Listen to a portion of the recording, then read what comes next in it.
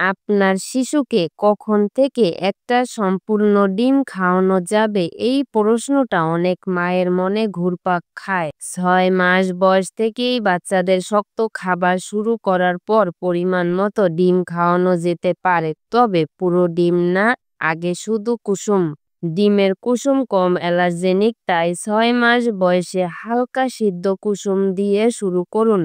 যদি বাচ্চার কোনো অ্যালার্জি না থাকে তাহলে 8 মাস বয়স থেকে অল্প পরিমাণ সাদা অংশ মেশানো শুরু করা যেতে পারে। বাচ্চা যখন 1 বছর বয়সে পৌঁছায় তখন থেকে সে একটা সম্পূর্ণ ডিম খেতে পারে, কিন্তু খেয়াল রাখবেন ডিম যেন ভালোভাবে সেদ্ধ হয়, আধ সিদ্ধ বা কাঁচা নয়।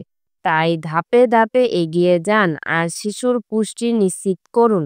আর এরকম আরও টিপস পেতে আমাদের চ্যানেলটি ফেসবুক থেকে দেখে থাকলে ফলো দিন এবং ইউটিউব থেকে দেখলে সাবস্ক্রাইব করতে ভুলবেন না। ধন্যবাদ সবাইকে।